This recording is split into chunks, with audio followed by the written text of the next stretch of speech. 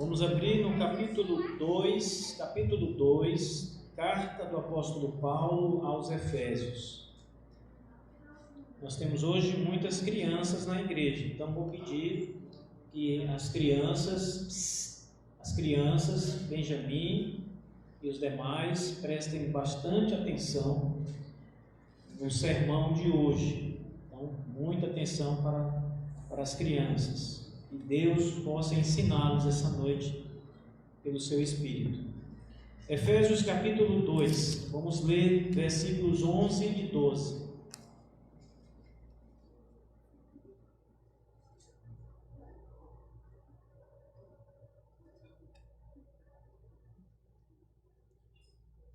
O apóstolo Paulo escreve as seguintes palavras: portanto, lembrai-vos de que outrora vós, gentios na carne, chamados em circuncisão por aqueles que se intitulam circuncisos na carne por mãos humanas, naquele tempo estáveis sem Cristo, separados da comunidade de Israel, estranhos às alianças da promessa, não tendo esperança e sem Deus no mundo. Amém. Senhor, nosso bom Deus e nosso Pai, nosso maravilhoso sustentador, Salvador, Deus que instrui o teu povo, nós suplicamos, Senhor Deus, que esta seja uma noite de profunda reflexão e de grandes ensinamentos do Senhor para toda a sua igreja. Obrigado, Senhor, por permitir a reunião solene do teu povo santo, no teu santo dia. Estamos aqui felizes, meu Deus. Estamos aqui com o nosso coração voltado para obedecer à voz do Senhor. Por isso, ensina-nos, ó Deus, que o Espírito do Senhor ensine cada um de nós. Mantém nossos ouvidos atentos, Senhor, o nosso coração preparado para a Tua Palavra, de maneira que o Senhor seja engrandecido em nossas vidas, de maneira que nossas almas Te louvem, Senhor, agradeçam sempre, busquem sempre o Senhor e a glória do Seu poder. Pai, fale conosco, edifica, Senhor Deus, pela Palavra, todos que aqui estão, no nome santo de Jesus Cristo. Amém.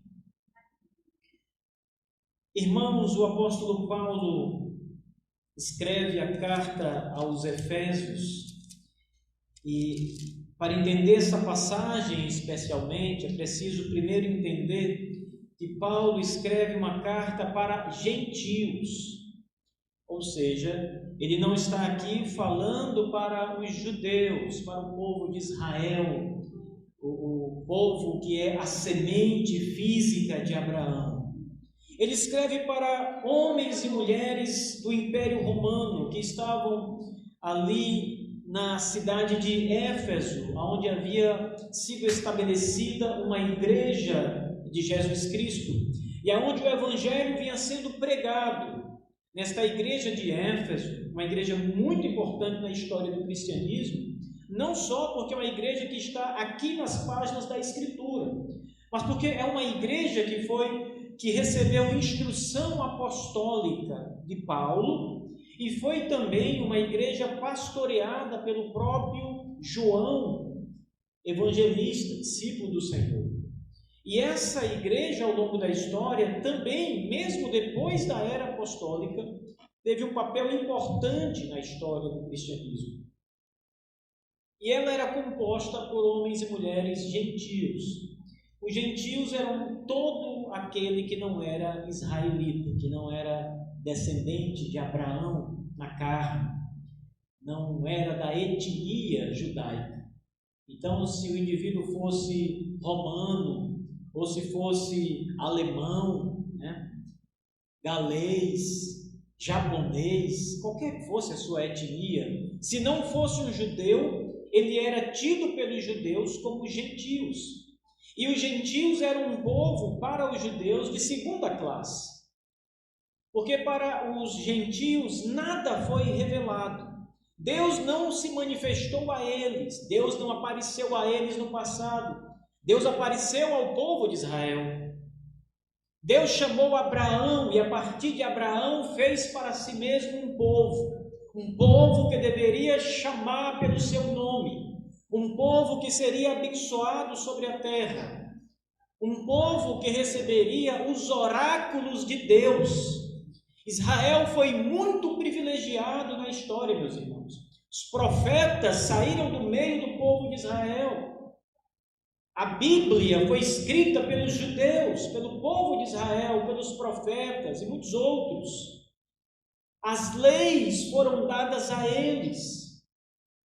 Deus se manifestava a esse povo, falava com esse povo, criou esse povo na carne. Literalmente, Deus criou Israel. Ele fez Israel a partir de Abraão e Sara, já idosos, como diz a história bíblica em Gênesis.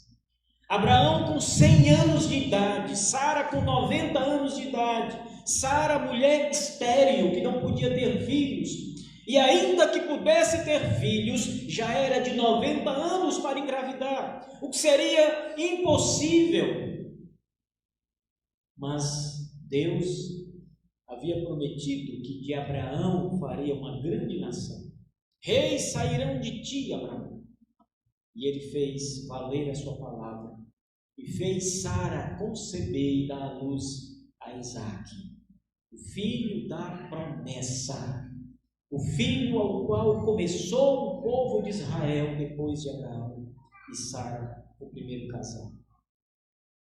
Então, quando o israelita olhava para os outros povos, ele olhava com um certo desprezo, porque via nesses outros povos pessoas de segunda classe, homens e mulheres que foram criados por Deus, certamente, mas não tiveram os privilégios que Israel teve, não receberam as bênçãos que Israel recebeu. Deus não agiu por meio de outros povos, agiu por meio de Israel. Deus não havia escolhido outras nações, Deus escolheu Israel. Então eles se sentiam altamente privilegiados. E aqui Paulo escreve para gentios, aqueles que, sobretudo, eram desprezados sobre a terra. E ele começa o versículo 2 com uma palavra que traz um ar de conclusão. Portanto, é a mesma coisa de dizer, concluo então, e vem logo em seguida a conclusão de Paulo. Mas antes de entrarmos na conclusão do apóstolo Paulo, deixe-me lembrar-nos que essa noite nós ainda estamos pregando no tema depravação total. Esta que é uma das importantes doutrinas calvinistas, um dos 5 pontos do calvinismo, uma das doutrinas da graça de Deus. Mas veja bem, irmãos, o apóstolo Paulo, nessa pequena passagem de 2 versículos, o 11 e o 12, ele vai mostrar, primeiro, esse desprezo dos gentios, como eles eram de fato um povo de segunda classe.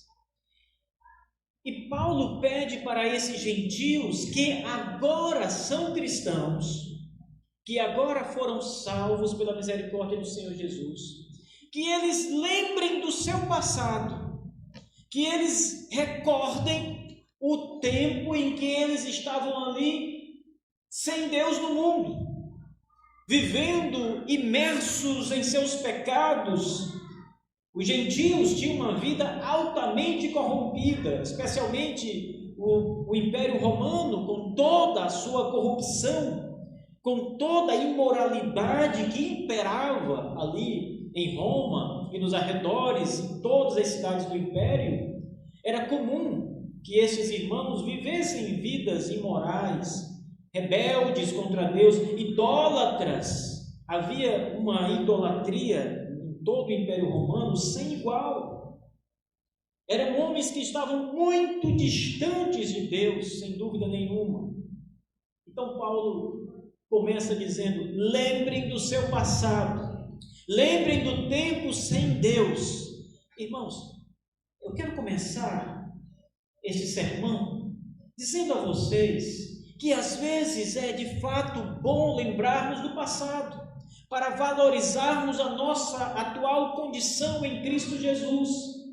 Às vezes é bom olhar para a nossa vida preguiça de outrora, de outro tempo, quando nós vivíamos sem Cristo, sem Deus, sozinhos nesse mundo, nas trevas, no pecado, guiados pelo pecado. A Bíblia diz que nós éramos guiados por nossos pensamentos caídos, pelo diabo, pelo mundo, pela concupiscência dos nossos olhos.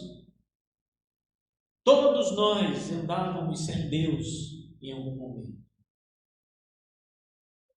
Ninguém nesta igreja, ninguém teve um momento sequer e que possa dizer que não esteve imerso no pecado. Todos nós estávamos na mesma condição.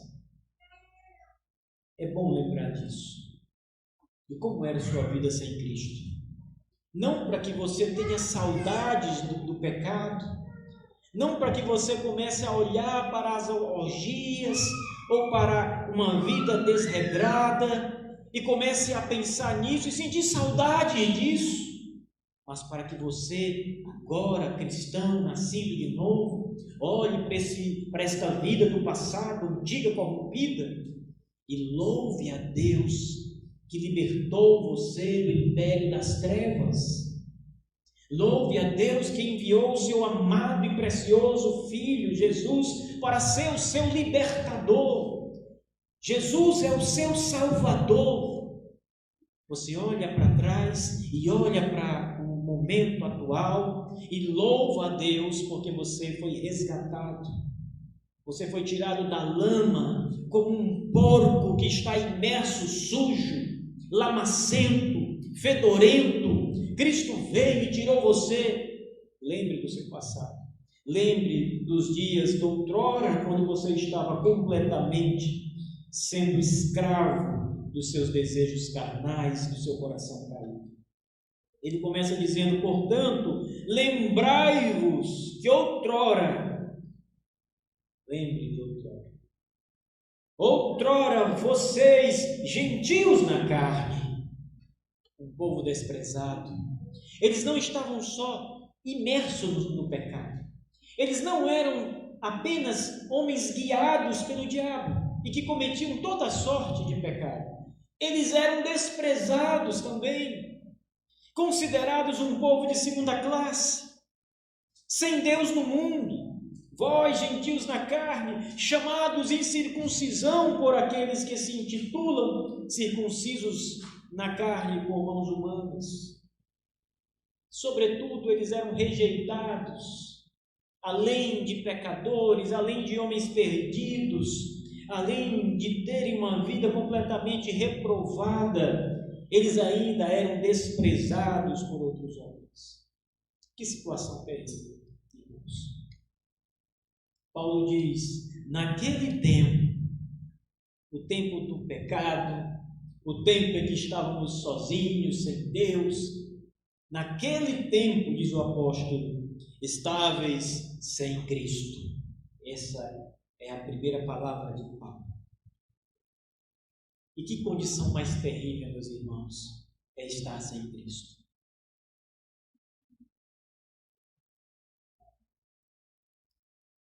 Não há nada pior no mundo, eu garanto a vocês, do que estar sem Cristo. Você pode estar numa boa condição agora.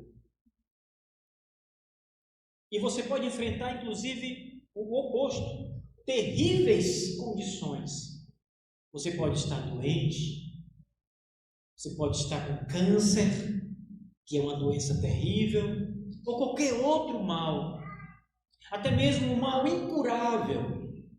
Você pode estar passando pelos seus últimos momentos de vida, mas isso não é pior do que estar sem Cristo. Porque se você tiver Cristo, ainda que esteja passando pelos últimos dias, quando a morte chegar, ela vai libertar você. Cristo estará com você para todo sempre. Você estará liberto de todo pecado e estará na glória eterna para sempre, sempre, sempre com o Senhor. Você pode estar passando por momentos ruins na sua vida, no seu casamento, no seu trabalho, qualquer que seja a situação que você enfrente. Isso não é pior do que estar sem Cristo, irmãos. Sem Cristo não há nada que alegre o seu coração verdadeiramente. Sem Cristo não há esperança para você, ainda que lhe sobeje todas as coisas desse mundo. Ainda que você tenha dinheiro, bens, propriedades, saúde, ainda que você tenha muitas coisas, amigos, se você não tem Cristo, você não tem nada. E Paulo diz, naquele tempo, vocês estavam sem Cristo. Que coisa mais terrível, irmãos. É a época em que nós vivíamos sem Cristo. Não havia esperança para nós. Se morrêssemos na condição sem Cristo, estávamos para sempre perdidos. Os homens que morrem sem Cristo estão perdidos eternamente. Você conhece homens, mulheres, talvez amigos próximos seus que já morreram sem Cristo, e você sabe que eles estão condenados eternamente, porque sem Cristo não há esperança para o homem. Sem mim, diz o Senhor Jesus, nada podeis fazer. Sem Cristo não há esperança. Quantas oportunidades Deus nos deu quando estávamos sem Cristo? Quantas vezes ouvimos o Evangelho e o rejeitamos quando estávamos sem Cristo? Quantas oportunidades, quantos livramentos do Senhor quando estávamos sem Cristo? Sabeis por quê, irmãos? Porque embora estivéssemos ali sem Cristo, ainda não tínhamos sido chamados por Cristo, mas já pertencíamos a Ele, na eleição eterna da graça. E não podíamos morrer sem Cristo Jesus. Não podíamos, de fato, deixar esse mundo sem antes fazer a boa confissão de Cristo Jesus. Talvez seja esse o motivo pelo qual Deus tem livrado muitos do seu povo, ao qual Ele ainda não chamou, porque lhe pertencem e não podem morrer sem Cristo. Não podem partir deste mundo sem Cristo. Esta é a terrível verdade para os homens que não são crentes. Eles estão sem Cristo.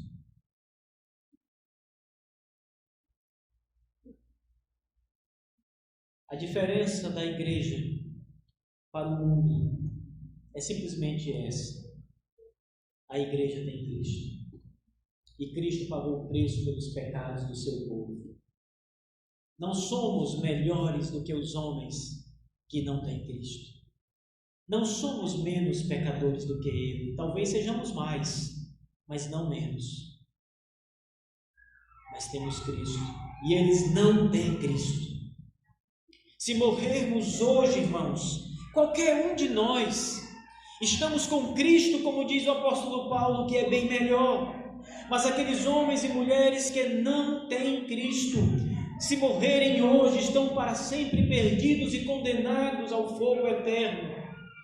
Essa é a condição da depravação total. A depravação é o estado sem Cristo, em que o homem não pode olhar para Cristo e desejar a Cristo. O seu coração não almeja o Salvador. Os seus olhos não estão aptos a contemplar a beleza do Salvador, do Rei majestoso, do Senhor de toda a glória. Ele não tem desejos por Cristo, embora Cristo lhe seja apresentado, pregado, falado. Ele não o almeja, ele não o deseja. É um estado terrível, irmãos. Naquele tempo estáveis sem Cristo, estáveis separados da comunidade de Israel.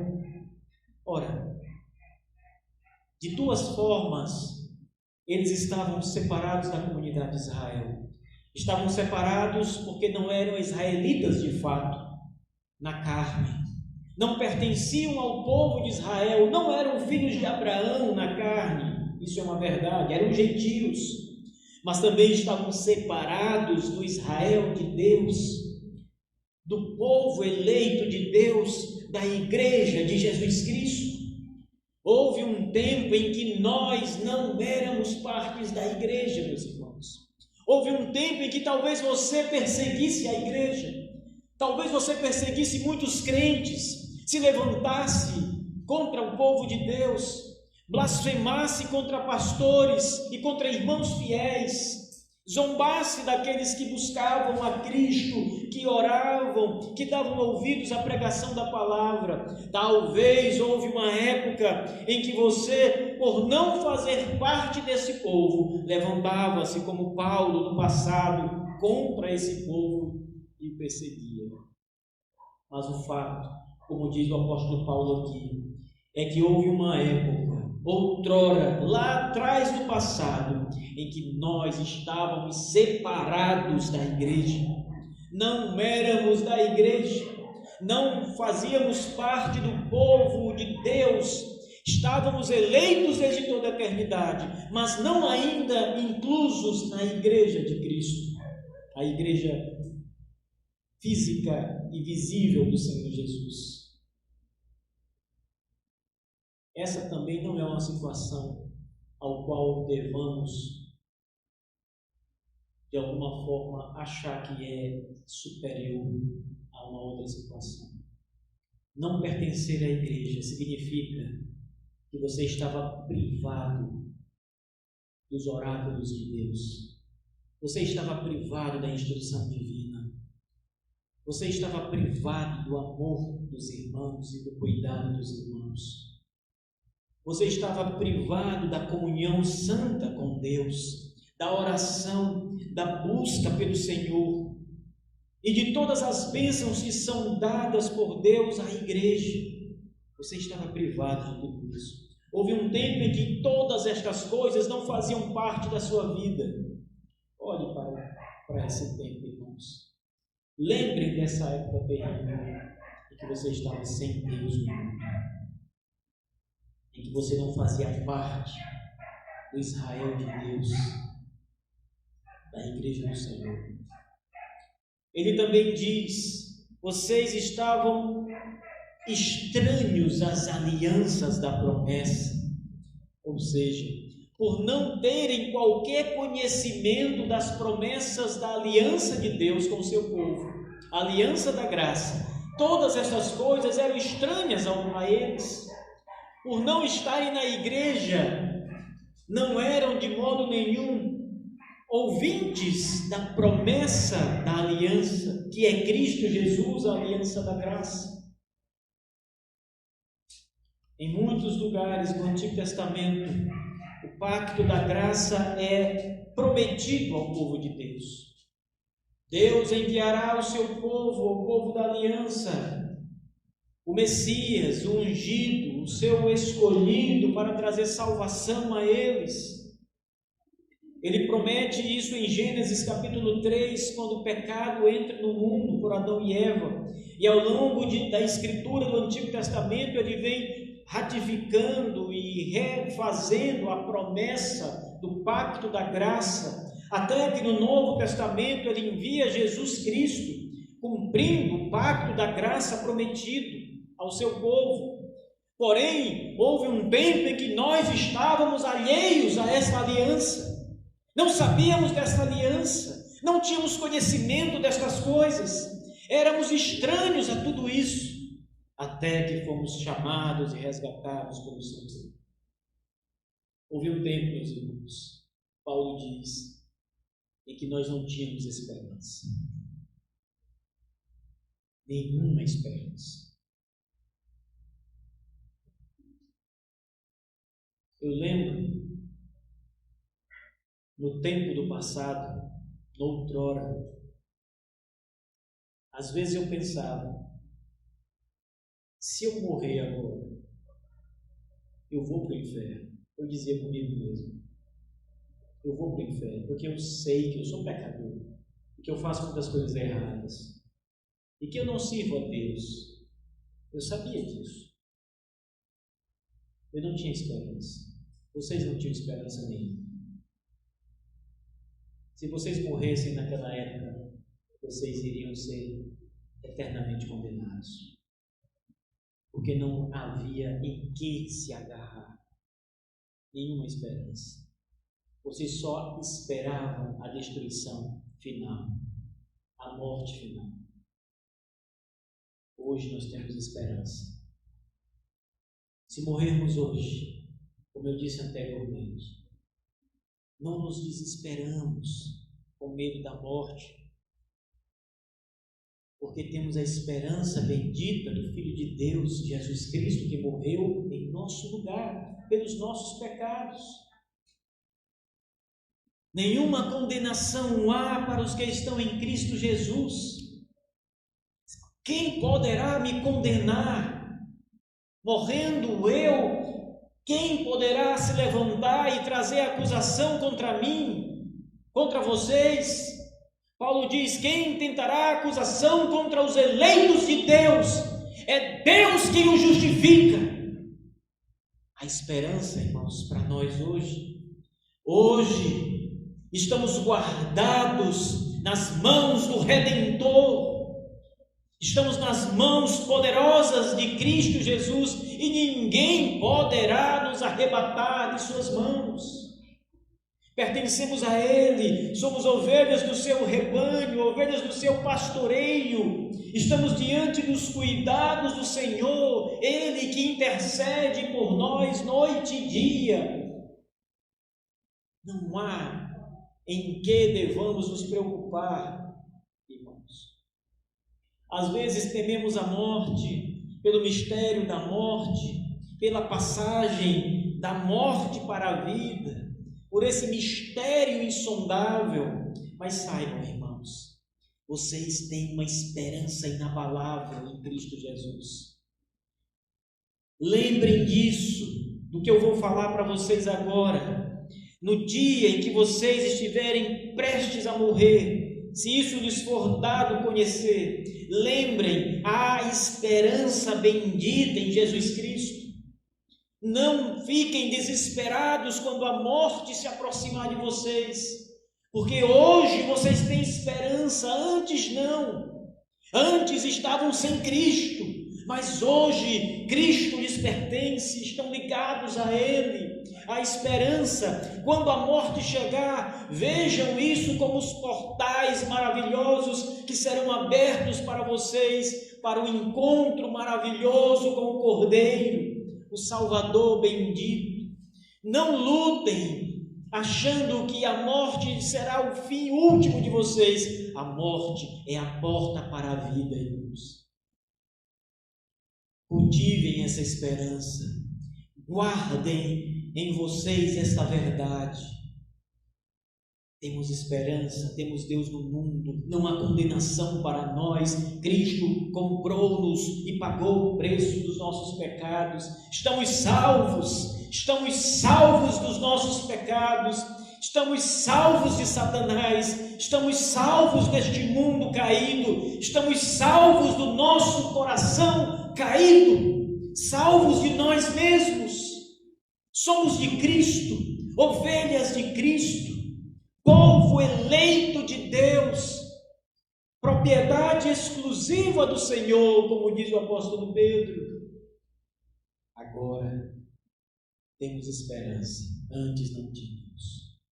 Estávamos sem Deus no mundo. Ele termina com essa palavra. Sem Deus no mundo, sozinhos, obedecendo às obras infernais do diabo, suas ordens, seus comandos, sendo guiado por demônios. Talvez Vocês pensem que os demônios estão guiando só os endemoninhados, aqueles que manifestam, que gritam e que falam com outra voz, como acontecia nos dias de Cristo, e que antes nós não éramos de modo nenhum guiados por Satanás, mas a Bíblia diz que éramos guiados por Satanás, e que os demônios estavam nos guiando para o abismo. Estávamos sem Cristo, irmãos, sem Deus, estranho às promessas, à aliança do pacto da graça, perdidos. A doutrina da depravação total, ela diz que o homem que está nessa condição que nós estávamos antes, outrora, como diz Paulo, ele está completamente sem a menor condição por si mesmo de olhar para Deus e de pedir misericórdia e de buscá-lo de todo o coração. Você não podia sair do estado em que estava. Por si mesmo, você não queria sair daquele estado. Aquele estado era agradável aos seus olhos, como a carniça é agradável ao paladar do urubu. Como o roubo é agradável ao coração do assaltante. Assim era o pecado agradável a nós todos. Não queríamos deixar aquilo. Não tínhamos desejo por Cristo. Então o que aconteceu? Estávamos sem Cristo, separados da comunidade de Israel, da igreja, estávamos estranhos às alianças do pacto da graça e estávamos sem esperança e sem Deus no mundo. Como então hoje estamos aqui? Como então hoje amamos e nos gloriamos em Cristo Jesus? Vocês já ouviram a parábola da ovelha perdida? Nós somos a ovelha perdida. E Cristo foi nos resgatar aonde estávamos, do nosso pecado, da nossa miséria,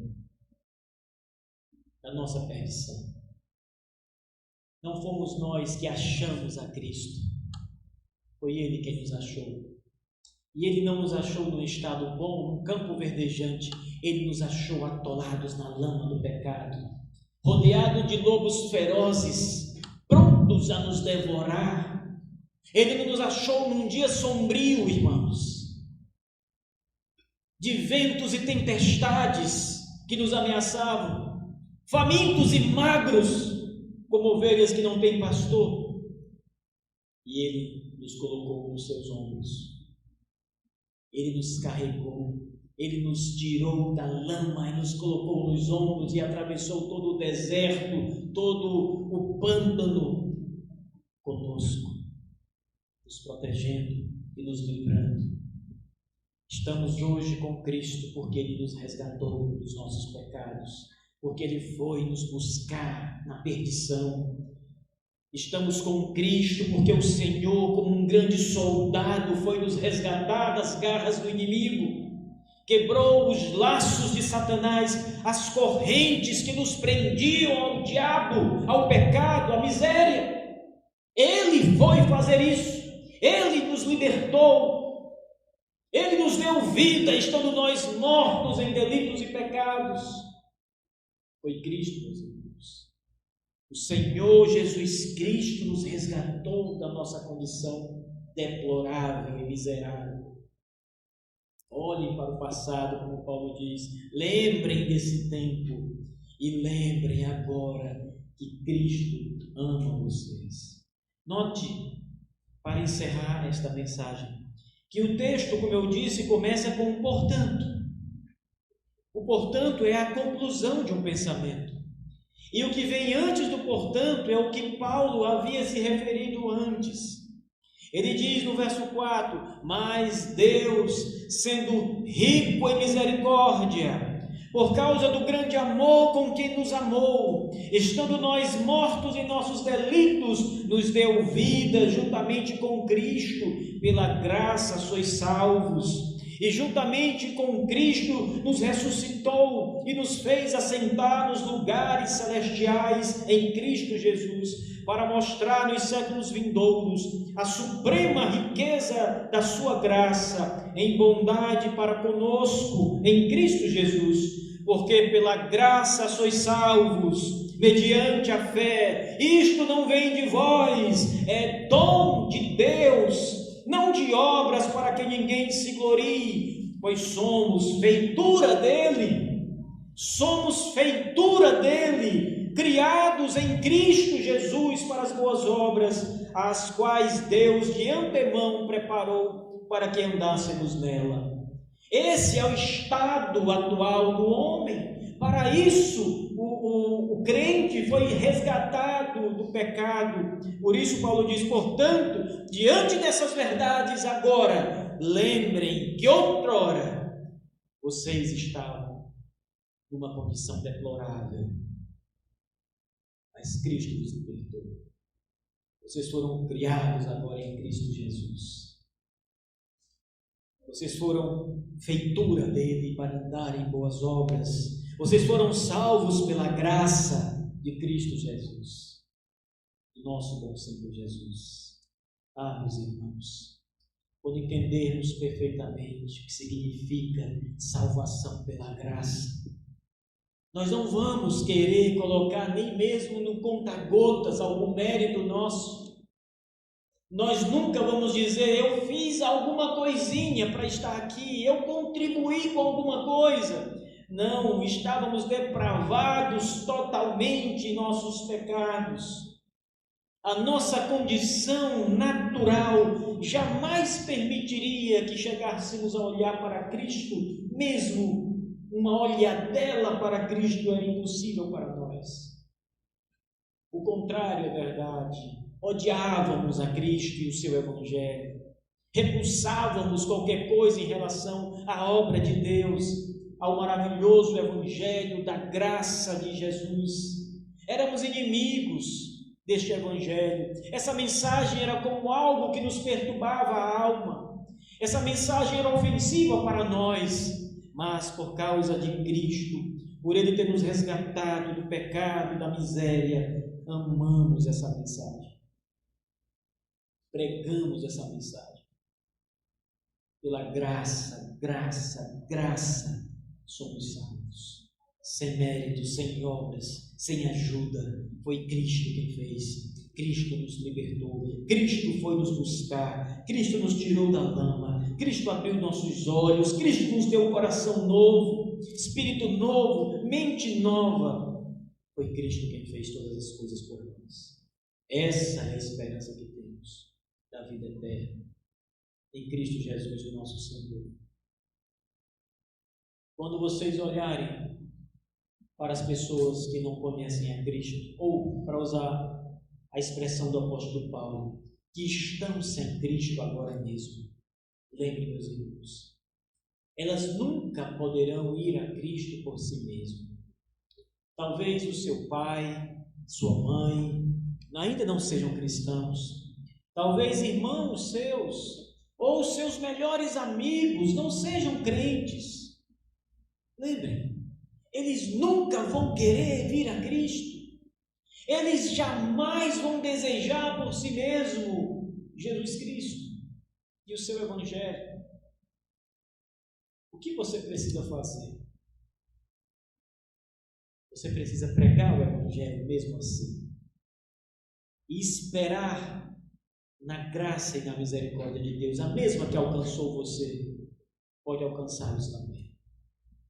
Ore, clame e suplique a Deus, para que o Senhor se compadeça, para que o Senhor vença a incredulidade e resgate as pessoas ao qual você tem buscado apresentar o Evangelho. Por si mesmas, elas não virão, mas se Cristo chamar, elas virão a Cristo. Alegremente, cantando e salmodiando ao Senhor, elas virão ao encontro do Salvador. com toda alegria. Meus irmãos,